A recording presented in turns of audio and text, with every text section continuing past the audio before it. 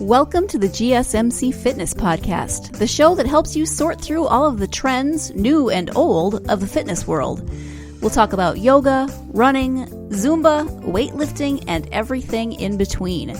Whether you've got your fitness routine down to a science or you're just starting out and looking for direction, you'll find educational and entertaining information on the GSMC Fitness Podcast.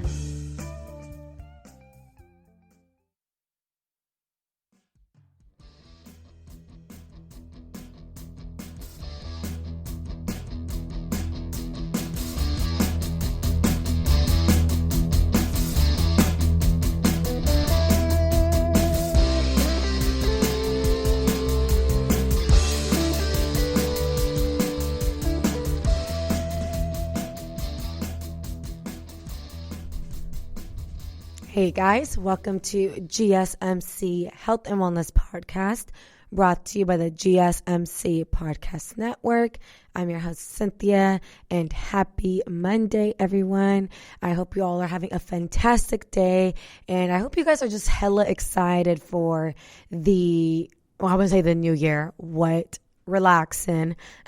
I hope you guys are excited for Thanksgiving. I know I am, which is just like a few days away. So crazy. Didn't Halloween just happen last week? I swear. So time just keeps flying by, but I hope you guys all had a really safe and cool, fun weekend. I had brunch with a few friends over the weekend. And by a few, I mean me and 3 other girls outdoors, and I got my nails fixed because they were looking ratchet and crusty. I had 4 broken nails on one hand. It was not a cute look, so I got that under control. But other than that, things are just easy peasy over on this end. And yes, if you're tuning in right now and you're thinking, why does my voice sound like this? Why do I always sound like I'm sick? You guys, I don't know. I teach multiple fitness classes a week, so I do exert a lot of force in my voice, a lot. And top of that, on top of all that, I host these podcast shows. So definitely not complaining, not at all. But just in case you guys are wondering, should you go drink some hot tea? Yes, I'm gonna drink some hot tea after I'm done recording this episode. But anyway, let's dive into what we're here to discuss. We're going to be talking about soy products.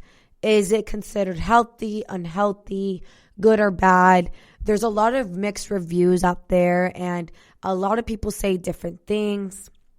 Soy and just soy products in general is arguably one of the most controversial nutrition topics.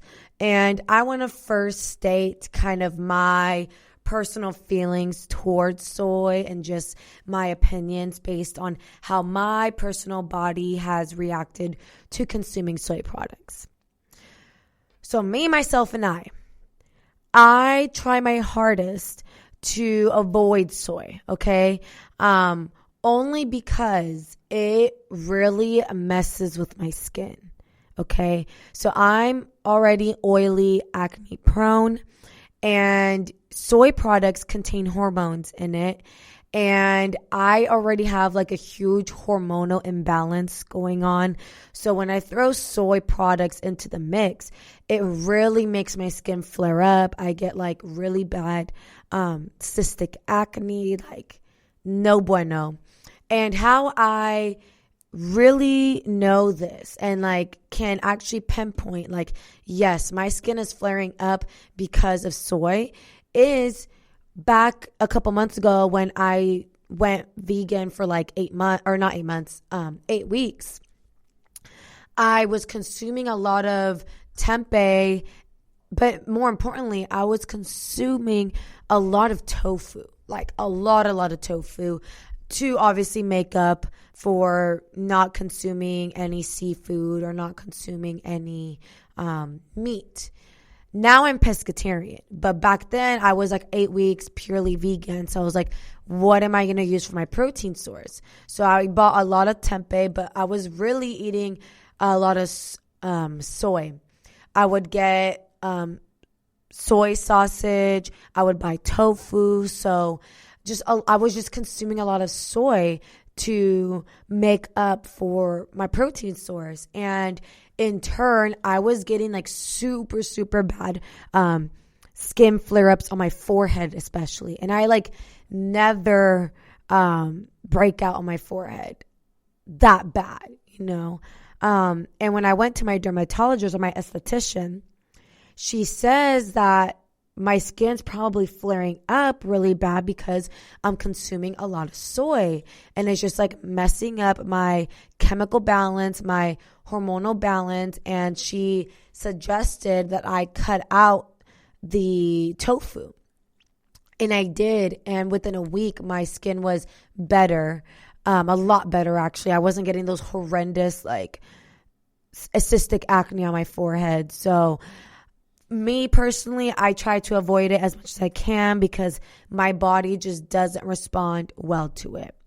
So again, this is just my personal experience. These are my personal feelings of, you know, how I feel towards soy products. So I'm very like, get them away from me. But on one hand, you know, it's rich in nutrients, and diets containing it appear to be linked to health benefits such as lower blood sugar levels, improved heart health, fewer menopause symptoms, and perhaps even a lower risk of certain cancers. Yet on the other hand, where like I kind of stand more by, you know, people are concerned about the healthfulness of soy-rich diets. For instance, some fear that eating too much soy may increase the risk of breast cancer, hinder thyroid function, or have feminizing effects in men, to name a few. And so on today's episode, we're going to be reviewing the latest scientific evidence to determine whether soy is more likely to have positive or more likely to have negative effects on your health. Okay? So let's begin kind of with the positives, right? Let's begin with the positives, with it being that soy contains various nutrients, okay? So soybeans are naturally rich in protein and contain all of the essential amino acids your body needs. They're also rich in plant fats, fiber, and several important vitamins, minerals, and beneficial plant compounds. Various soybean-derived products exist. Here's a comparison of the nutrient content of several popular options per 3.5 ounce or 100 gram portions of soybeans. So, or of just soy products in general. All right. So let's begin with just soybeans. So for 100 grams of soybeans, it is 172 calories, 18 grams of protein, 9 grams of fat, 8 grams of carbs, 3 grams of sugar, and 6 grams of fiber. So the nutrient content of soybeans per 100 gram portions is pretty decent. Now let's look at tofu. So 100 grams of 100 gram portion of tofu is around 144 calories, 17 grams of protein, 9 grams of fat, 3 grams of carbs, no sugar, and 2 grams of fiber. Now let's take a look at tempeh. 100 gram portion of tempeh is 195 calories, 20 grams of protein, so relatively high, 11 grams of fat, 8 grams of carbs, no sugar, and no fiber. Now let's take a look at edamame, which is honestly one of my favorites. Honestly, that's one of like the very few soy products I can't cut out because I just like love it in salads. I love it in poke bowls. So edamame, 100 gram portion, 121 calories, 12 grams of protein, 5 grams of fat, 9 grams of carbs, 2 grams of sugar, and 5 grams of fiber. Now let's take a look at soy yogurt per 100 gram portions. So soy yogurt is around 94 calories, 4 grams of protein, 2 grams of fat, 16 grams of carbs, 1 gram of sugar, and less than a gram of fiber. And lastly, soy milk, which I think is one of the more popular soy options people consume. So soy milk, 100 gram portion, is around 43 calories, 3 grams of protein, 1 gram of fat, 5 grams of carbs, 4 grams of sugar, and less than a gram of fiber. So that's, again, per 100 gram portions for these particular products. So you guys, we're going to cut into a very brief break. And when we come back, we're going to talk about the positives of consuming soy.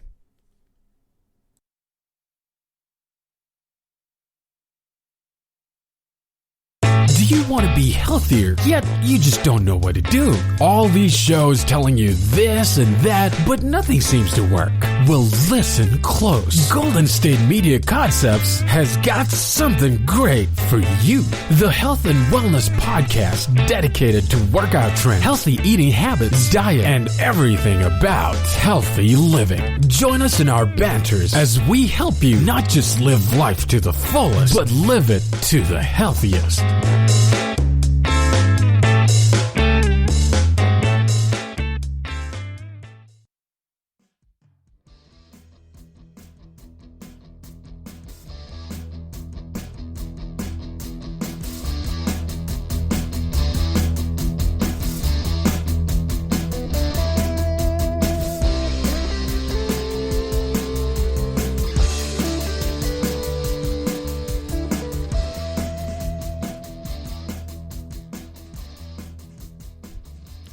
What's up, you guys? Welcome back to GSMC Health and Wellness Podcast.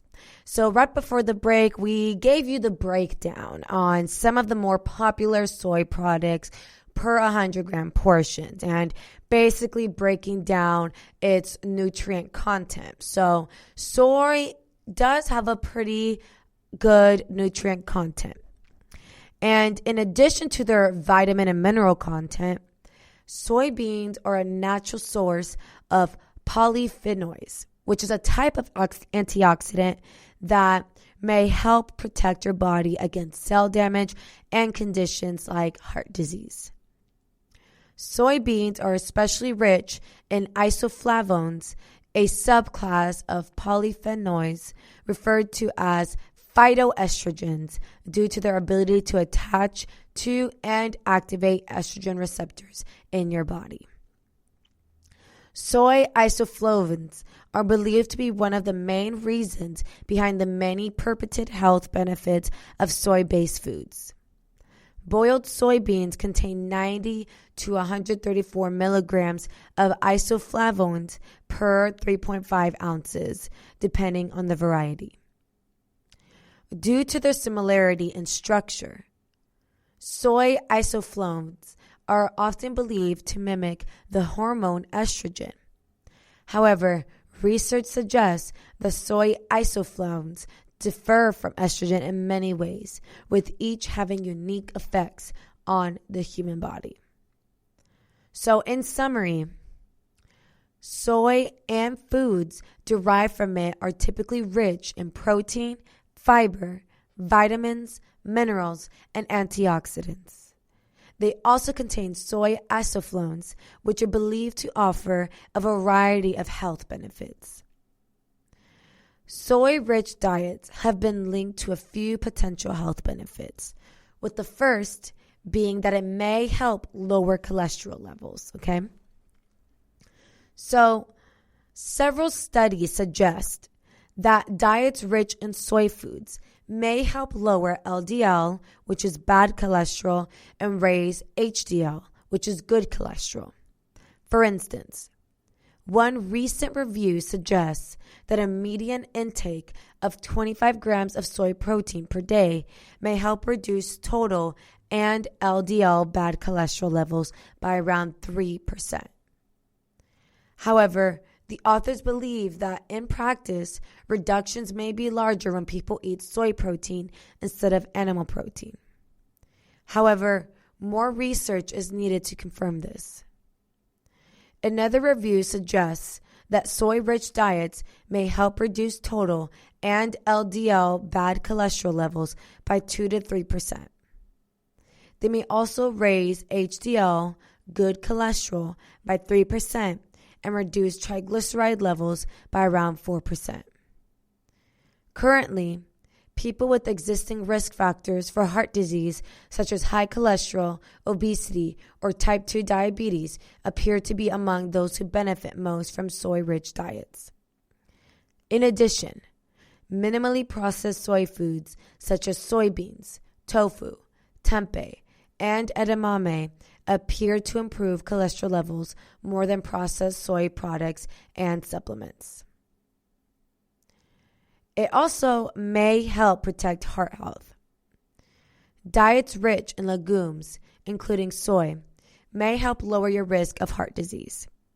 It appears that soy isoflavones may help reduce inflammation in blood vessels and improve their elasticity. 2 factors believed to protect the heart of your health.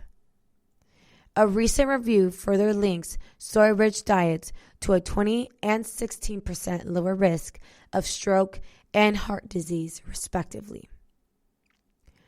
Additional research suggests that diets rich in soy foods may reduce your risk of dying from heart disease by up to 15%. It also may lower blood pressure. Soybeans and foods made from them are generally rich in arginine, an amino acid believed to help regulate blood pressure levels. Soybeans are also rich in isoflavones, another compound believed to offer blood pressure lowering benefits. In one study, eating half a cup or 43 grams of soy nuts daily was found to reduce diastolic blood pressure, the bottom number of a blood pressure reading, by around 8% in some, but not all women. Other studies link daily intakes of 65 to 153 milligrams of soy isoflavones to blood pressure reductions of 3 to 6 millimeters Hg in people with high blood pressure. However, it's unclear whether these small blood pressure lowering benefits apply to people with normal and elevated blood pressure levels. Some studies suggest both may benefit, while others suggest only people with high blood pressure would experience this effect. Clearly, more research is needed on this topic, but for the time being, the blood pressure lowering effects of soy, if any, appear to be very small. Another health benefit of soy is that it may also lower blood sugar. One review, including 17 randomized control studies, the gold standard in research, suggests that soy isoflavones may help slightly reduce blood sugar and insulin levels in menopausal women. Soy isoflavones may also help lower insulin resistance, a condition in which cells no longer respond to insulin normally. Over time, insulin resistance can result in high blood sugar levels and lead to type 2 diabetes. In addition, there's some evidence that soy protein supplements may help slightly lower blood sugar and insulin levels in people with type 2 diabetes or metabolic syndrome. Metabolic syndrome refers to a cluster of conditions, including high blood sugar, cholesterol levels, blood pressure, and abdominal fat, that together tend to increase a person's risk of type 2 diabetes, heart disease, and stroke. However, these results aren't unanimous, and several studies have failed to find a strong link between soy foods and blood sugar control in healthy people and those with type 2 diabetes. Therefore, more studies are needed before strong conclusions can be made. Another great benefit of soy is that it may improve fertility. Well, it may be great if you're actually trying to get pregnant, right? So, some research suggests that women eating soy-rich diets may benefit from improved fertility. In one study, women with high intakes of soy isoflavones were 1.3 to 1.8 times more likely to give birth following fertility treatments than those with lower soy isoflavone intakes. However, men may not experience the same fertility boosting benefits. In another study, soy foods were found to offer some protection against the effects of bisphenol A, BPA, a compound found in some plastics believed to reduce fertility. However, these findings in support of benefits for fertility aren't universal. For instance, one review suggests that ingesting 100 milligrams of soy isoflavones per day may reduce ovarian function and reproductive hormone levels, two important fertility factors. Moreover, another review suggests that women consuming more than 40 milligrams of soy isoflavone per day may be 13% more likely to experience fertility issues than those with intakes below 10 milligrams per day. However, most studies to date report that diets containing 10 to 25 milligrams and perhaps even up to 50 milligrams of soy isoflavones per day as part of a varied diet do not seem to have any harmful effects on ovulation or fertility. These amounts of soy isoflavones are equivalent to around 1 to 4 servings of soy foods per day. So you guys, we're going to cut into a very brief break. And when we come back, I'm going to keep on giving y'all the positives of consuming soy.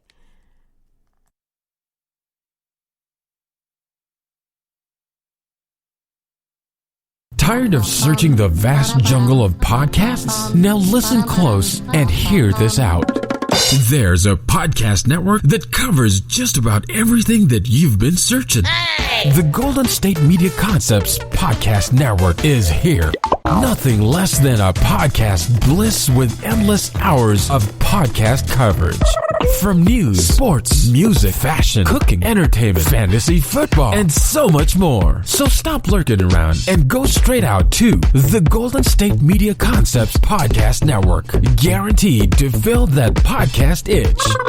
Whatever it may be. Visit us at www.gsmcpodcast.com. Follow us on Facebook and Twitter, and download us on iTunes, SoundCloud, and Google Play.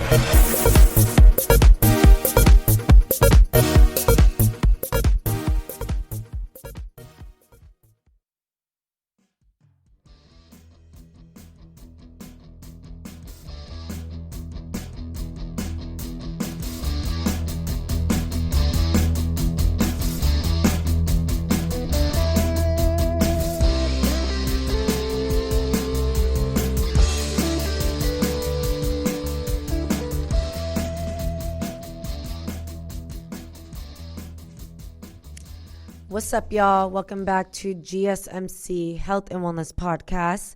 So we're just going to keep diving into it, right? So what are the more, why are people more inclined to consuming soy products, right? So again, we mentioned that soy products may improve fertility. It may lower blood sugar. It may lower blood pressure. It may help protect heart health, and it may help lower cholesterol levels. In addition to all of that, it may also improve or may reduce menopause symptoms. So, as we've mentioned, soy is rich in isoflavones, a class of compounds also referred to as phytoestrogens or plant estrogens, due to their ability to bind to estrogen receptors in the body. During menopause, a woman's estrogen levels naturally decrease, resulting in unpleasant symptoms such as fatigue, vaginal dryness, and hot flashes. By binding to estrogen receptors in the body, soy isoflavones are believed to help somewhat reduce the severity of these symptoms. For instance, research suggests that soy isoflavones may help reduce the frequency and severity of hot flashes. Soy isoflavones also appear to help relieve the fatigue, joint pain, depression, irritability, anxiety, and vaginal dryness experienced during menopause and or the years leading up to it. However, not all studies report the same benefits. Therefore, more research is needed before drawing solid conclusions. In addition, soy products may also improve bone health. The low estrogen levels experienced during menopause may cause calcium to leach from the bones. The resulting bone loss may cause postmenopausal women to develop weak and brittle bones, a condition known as osteoporosis. Some evidence suggests that intakes of 40 to 110 milligrams of soy isoflavones per day may reduce bone loss and improve markers of bone health in menopausal women. However, more research is needed to confirm these findings. To put this into perspective, this would be the equivalent of eating around 5 to 15.5 ounces of tofu or a third to a cup of cooked soybeans each day. Also, soy products may reduce the risk of breast cancer. Diets rich in soy have also been linked to a lower risk of certain cancers. For instance, one recent review of 12 studies suggests that women with high soy intakes prior to receiving a cancer diagnosis may be at a 16% lower risk of dying from the condition compared with those with the lowest intakes. High soy intakes pre and post diagnosis may also reduce the risk of breast cancer recurrence in postmenopausal women by up to 28%. However, this study suggests that premenopausal women may not experience the same benefit. On the other hand, another study suggests that both pre- and post-menopausal women eating soy-rich diets may benefit from a 27% lower risk of cancer. However, the protective benefits of soy were only observed in Asian women, while Western women appeared to experience little benefit. Based on these studies, a proportion of women eating soy-rich diets may benefit from a lower risk of breast cancer. Still, more studies are needed to determine which women may benefit the most. Also, lastly as well, I know I've been giving y'all a lot of positives. Soy may reduce the risk of other types of cancer. Soy-rich diets may also help lower the risk of other types of cancer. For instance, studies suggest that high intakes of soy isoflavones may reduce the risk of endometrial cancer by around 19%. In addition, some studies have linked soy-rich diets to a 7% lower risk of digestive tract cancers and an 8 to 12% lower risk of colon and colorectal cancers, especially in women. On the other hand, men eating soy-rich diets may benefit from a lower risk of prostate cancer. Finally, one recent review of 23 studies linked diets rich in soy foods to a 12% lower risk of dying from cancer, particularly cancers of the stomach, large intestine, and lungs. So to summarize all of those main key points I just said. Soy-rich diets may improve heart health and lower blood pressure, blood sugar, and cholesterol levels. They may also improve fertility, reduce symptoms of menopause, and protect against certain cancers. However, more research is needed. So with all of that being said, I know it sounds like I gave y'all a lot of positives, and there's a lot of health scientific evidence of soy being healthy and providing, all of these amazing health benefits. So why are people concerned about soy? Soybeans and foods derived from them have been part of the human diet for centuries, okay? Nevertheless, some people worry about including soy in their diet due to the following areas of concern. Okay, so I'm just going to list them all. Some areas of concern are estrogen mimicking effects, cancer risk, thyroid function, feminizing effects in men, danger to babies, GMOs, anti-nutrients, and digestive issues. So let's begin with the first concern here, which is estrogen mimicking effects. Soy isoflavones are often thought to mimic the female reproductive hormone estrogen, okay? And although they're similar in structure to this hormone, soy isoflavones have weaker and slightly different effects than estrogen. And then cancer risk, another very common concern. Some people believe that soy isoflavones may raise the risk of breast or endometrial cancer. Yet most studies find no negative effect. In some cases, they may even offer some protection against certain cancers, like I mentioned earlier. Then we have the thyroid function, right? Test tube and animal studies suggest that some compounds found in soy may reduce thyroid gland function. Yet, human studies find little to no negative effects, especially in humans with healthy thyroid function. Then we got feminizing effects in men. This is a big one, okay? Some worry that soy isoflavones may reduce the production of the male hormone testosterone. However, human studies find a weak link between the two. Then we got danger to babies. Some fear that soy formula may negatively affect brain, sexual, thyroid, or immune development. Yet studies typically fail to observe any long-term negative effects of soy formula in healthy full-term babies. Then we got GMOs. Soybeans are often genetically modified, okay? And GMO soy may contain fewer nutrients and more herbicide residues than conventional or organic soy.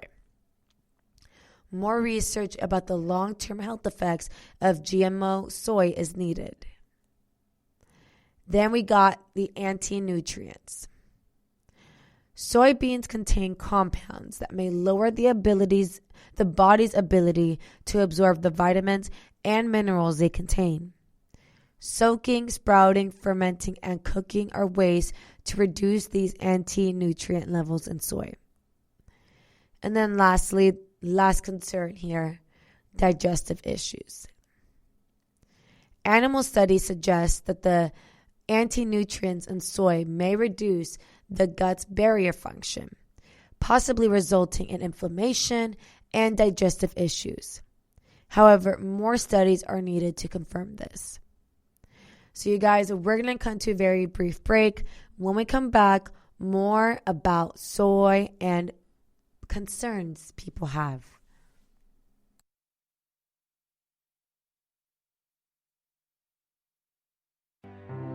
The GSMC Life and Happiness podcast takes you on a journey of exploration. We'll discuss tried and true methods alongside the latest trends of how to best live your life to its fullest and happiest. From psychology to meditation, science to self-help books, the GSMC Life and Happiness podcast will help you to discover what makes you happy and how you can live life being the best you possible. Download the GSMC Life and Happiness podcast on iTunes, Stitcher, SoundCloud, Google Play, or anywhere you find podcasts. Just type GSMC in the search bar.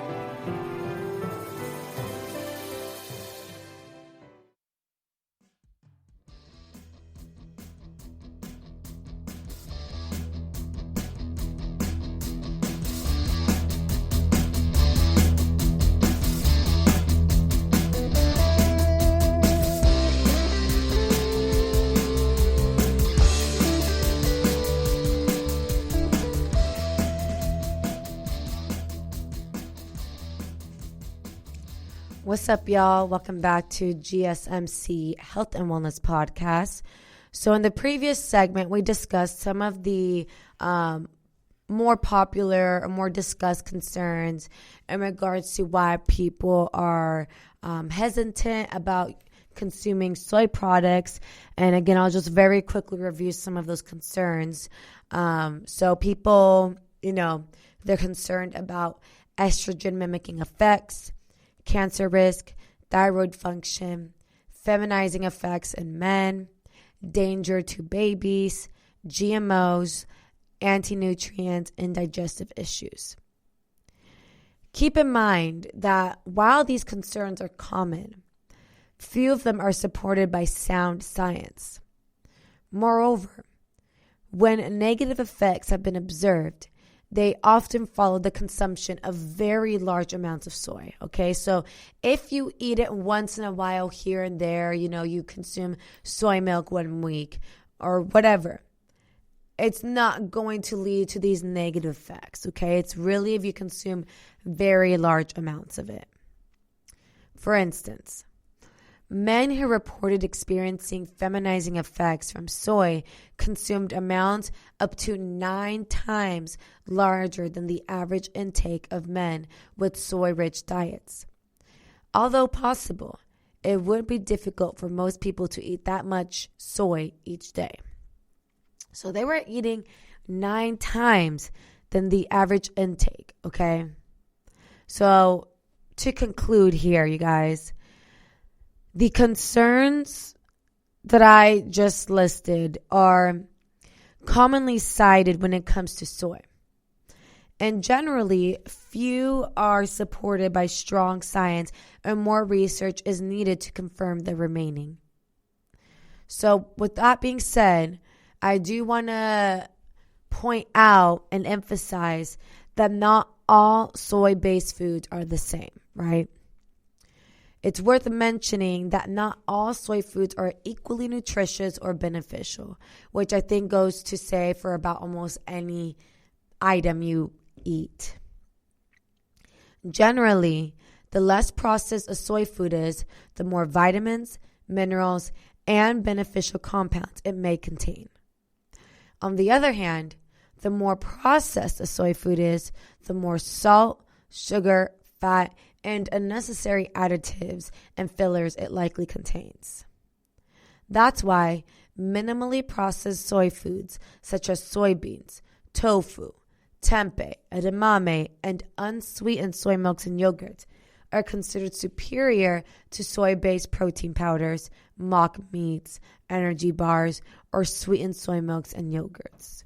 And again, this goes for like any category of food. Like we've been told time and time again that to stay away from processed foods, to try to eat whole, nutritious, minimally processed. That's really like the best and healthiest way to go. Minimally processed soy foods may also offer benefits beyond those associated with their nutrient content. For instance, they appear more effective at reducing blood sugar or cholesterol levels than processed soy-based foods or supplements. In addition, Fermented soy foods such as soy sauce, tempeh, miso, and natto are often considered more beneficial than non-fermented soy products. And that's because fermentation helps reduce some of the anti-nutrients naturally found in soy foods. And this can help improve your body's ability to absorb the nutrients found in soy.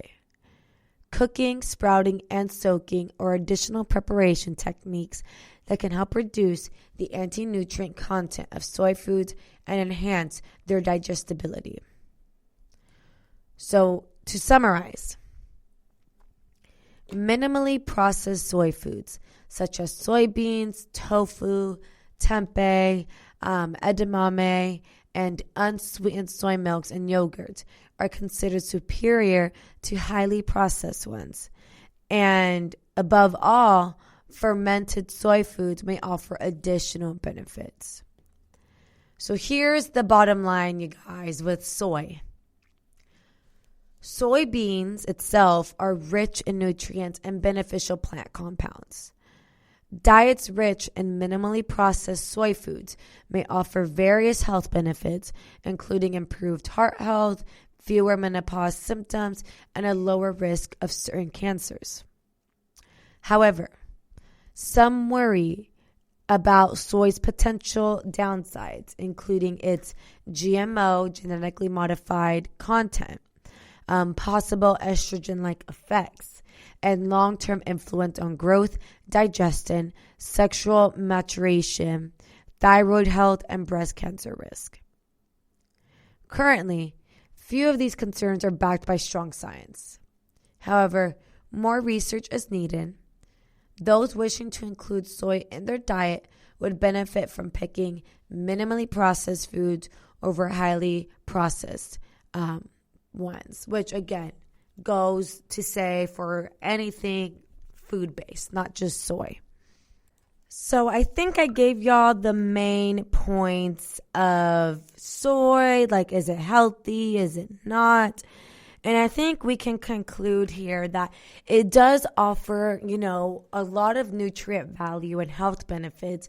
However, you just have to be careful that you don't, overconsume, and that you just keep your portions in control and try to choose soy products that are minimally processed. I think that's going to be the safest route to take. And kind of switching gears here, I want to talk about why tempeh is incredibly healthy and nutritious and a great source of protein out there. So like I mentioned in the very beginning of the episode, I went plant-based for about 8 weeks, and I did really well, actually. I'm pretty proud of myself. I was able to keep up with the style of diet, although I did miss my seafood, so that is why I am officially pescatarian. I've been a pescatarian for the last 2 months. But tempeh was one that I was eating a lot while being plant-based. So I want to dive more into what is tempeh. Because I'm sure if you eat meat, you probably don't know what tempeh is, never tried it. When I first bought the package, my mom was like, that looks like brain. I know, my mother. Anyway, so for those of you who don't know what tempeh is a fermented soy product that's a popular vegetarian and vegan meat replacement. However, vegetarian or not, it can be a nutritious addition to your diet. Okay, so it's high in protein, prebiotics, and a wide array of vitamins and minerals. Tempeh is a versatile ingredient that comes with a variety of health benefits. So we're going to cut into a very brief break. And when we come back, I'm going to share with you guys and take a deeper look at the many advantages of tempeh.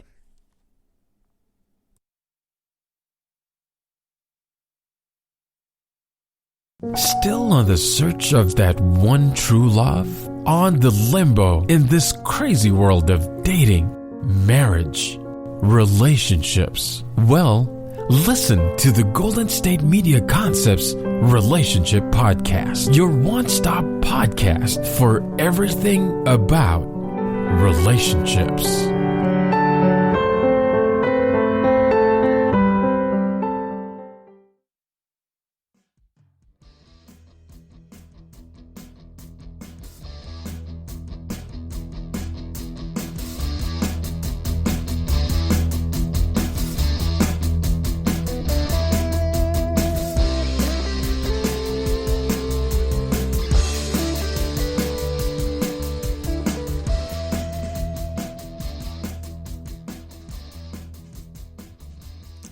Hey guys, welcome back to GSMC Health and Wellness Podcast.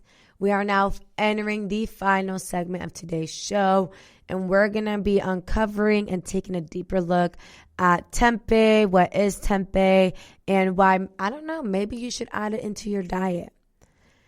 Tempeh is for sure one of the healthier soy options. So if you are looking to add soy into your diet, or if you're one who's concerned about consuming soy, tempeh is going to be a safe route, okay? So tempeh, for those who don't know, is a traditional Indonesian food made from soybeans that have been fermented or broken down by microorganisms. Following fermentation, the soybeans are pressed into a compact cake that is commonly consumed as a vegetarian source of protein. It usually comes like in a block, and that's what it means by cake. It's like a block, okay? Similar to tofu. In addition to soybeans, tempeh may also be made from other bean varieties, wheat, or a mixture of soybeans and wheat. Tempeh has a dry and firm but chewy texture and a slightly nutty taste. It can be steamed, sautéed, or baked, and is often marinated to add more flavor. Much like other meatless sources of protein, such as tofu and seitan, tempeh is a popular choice among vegans and vegetarians because it's packed with nutrients. So again, tempeh is typically made up of fermented soybeans and or wheat. It can be prepared in a variety of different ways and is high in nutrients, making it a popular vegetarian source of protein. So tempeh is rich in many nutrients. We kind of went over it in the beginning of the podcast, but I'm just going to refresh your mind right now. So tempeh boasts an impressive nutrient profile. It is high in protein, vitamins, and minerals, but low in sodium and carbs. A 3-ounce or 84-gram serving of tempeh contains these nutrients: 162 calories, 15 grams of protein, 9 grams of fat, 9 grams of carbs, 9 milligrams of sodium, 12% of the recommended daily intake for iron, 9% of the RDI for calcium, 18% of the RDI for riboflavin, 12% of the RDI for niacin, 18% of the RDI for magnesium, 21% of the RDI for phosphorus, and lastly, 54% of the RDI for manganese. Because it is more compact than other soy products, tempeh provides more protein than some other vegetarian alternatives. For example, 3 ounces of tofu contains 6 grams of protein, or about 40% of the protein in the same amount of tempeh. Tempeh is also a good dairy-free source of calcium. 1 cup of tempeh contains about 2/3 of the calcium found in 1 cup of whole milk. So that was very specific, but that's just to really show you guys and break down the nutrient profile of tempeh. So, like I said, it contains prebiotics. Fermentation is a process that involves the breaking down of sugars by bacteria and yeast. Through fermentation, the phytic acid found in soybeans is broken down, helping to improve digestion and absorption.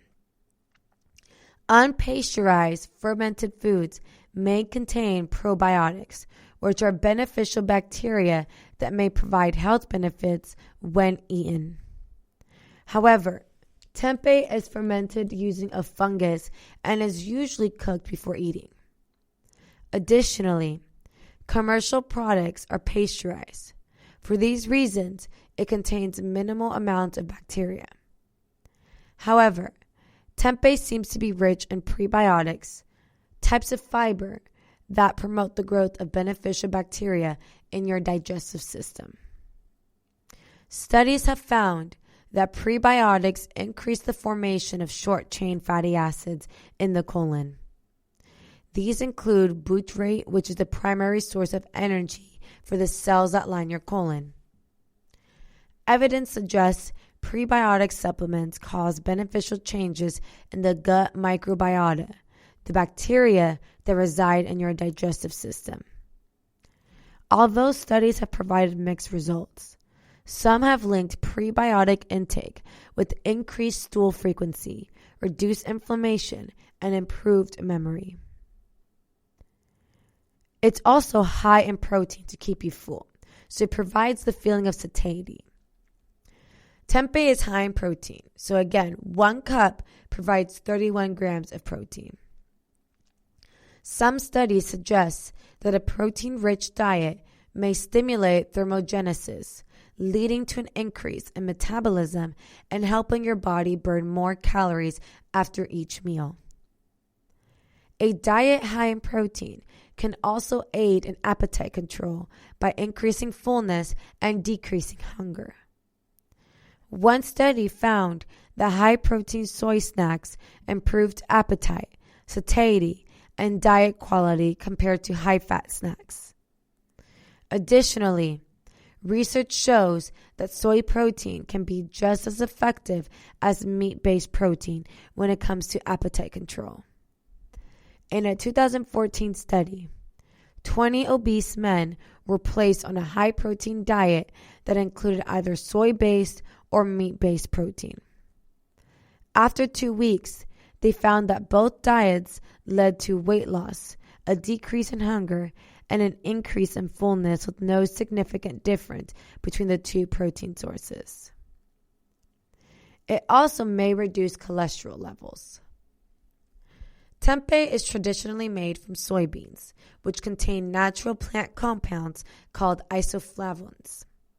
Soy isoflavones have been associated with reduced cholesterol levels. One review looked at 11 studies and found that soy isoflavones were able to significantly decrease both total and LDL cholesterol. Another study looked at the effects of soy protein on cholesterol levels and triglycerides.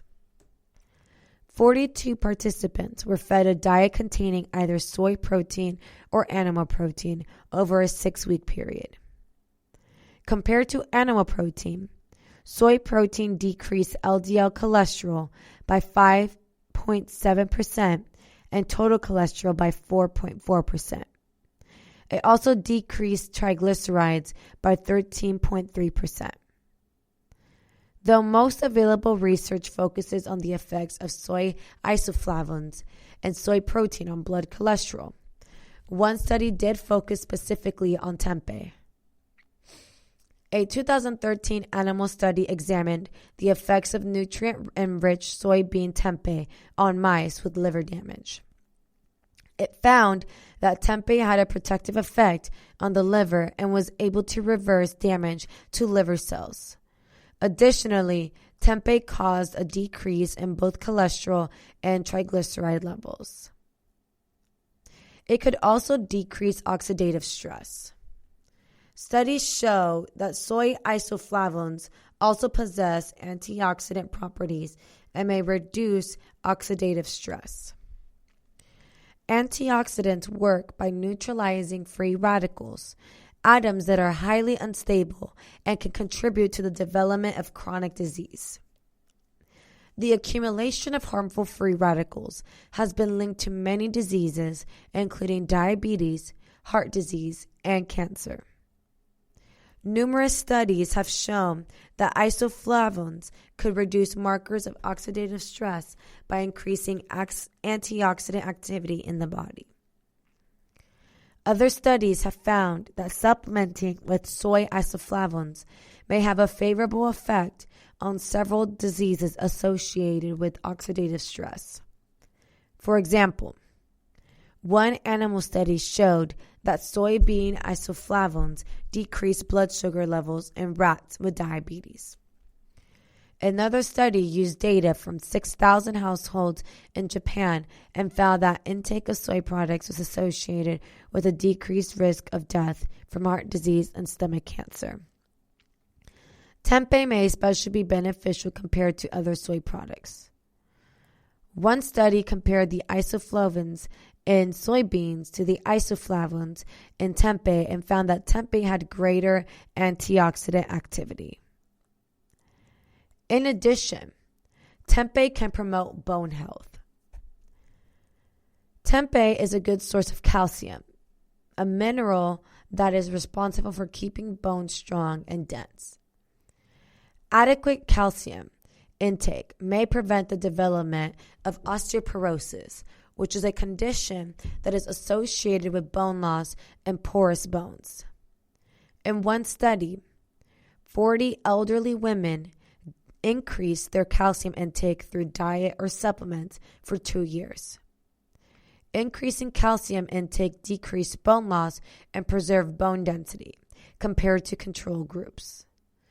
Another study looked at 37 women and showed that increasing dietary calcium intake by 610 milligrams per day helped prevent age-related bone loss. Other studies show that increasing calcium intake could help increase bone growth and density in children and teenagers. Though dairy products are the most common sources of calcium, studies show that the calcium in tempeh is well absorbed as the calcium in milk, making it an excellent option for increasing calcium intake. So with that being said, I do have a little disclaimer here. Tempeh may not be for everyone, and here's why. Tempeh, along with other fermented soy products, is generally considered to be safe for most people. However, some individuals may want to consider limiting their intake of tempeh. Those with a soy allergy should avoid tempeh altogether. Eating tempeh may trigger an allergic response for those allergic to soy, which could include symptoms like hives, swelling, or difficulty breathing. Additionally, soybeans are considered a goitrogen, a substance that can interfere with thyroid function. Though studies show that soy intake has little to no effect on thyroid function, those with impaired thyroid function may want to keep intake in moderation. So here's the bottom line, you guys, regarding tempeh. Tempeh is a nutrient-dense soy product, with a high amount of protein, as well as various vitamins and minerals.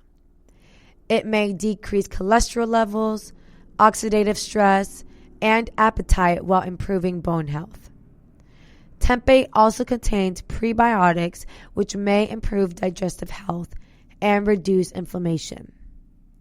Nevertheless, those with a soy allergy or impaired thyroid function should limit their intake of tempeh and other soy-based products.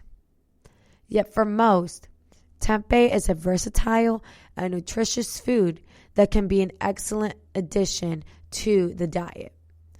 And again, it's not just exclusive to vegans or vegetarians. This is a great option for anyone who's just trying to switch up their protein source, or for anyone who's just trying to be a little more vegan conscious, trying to limit their meat intake.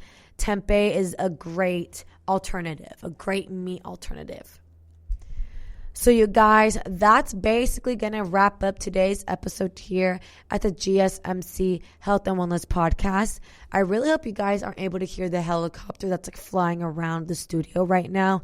It sounds so loud here, and I'm wondering if the mic is going to pick it up. So if you are hearing a weird sound in the background, there's literally a helicopter like flying above us right now. So anyway, I hope you guys enjoyed today's episode and found today's information extremely valuable. If you did, please don't forget to like, share, subscribe, comment, all of that stuff, because that tremendously helps the show. And I'll catch you guys here for the next one. You've been listening to the GSMC Fitness Podcast, part of the GSMC Podcast Network. You can find this show and others like it at www.gsmcpodcast.com. Download our podcasts on Stitcher, Apple Podcasts, SoundCloud, Google Play, and any app where you listen to podcasts. Just type in GSMC to find all of the shows from the GSMC Podcast Network. From movies to music, from sports to entertainment, from business news to weird news, we cover it all. You can also follow us on Twitter and Facebook and listen to these podcasts on YouTube. Thank you, and we hope you have enjoyed today's podcast.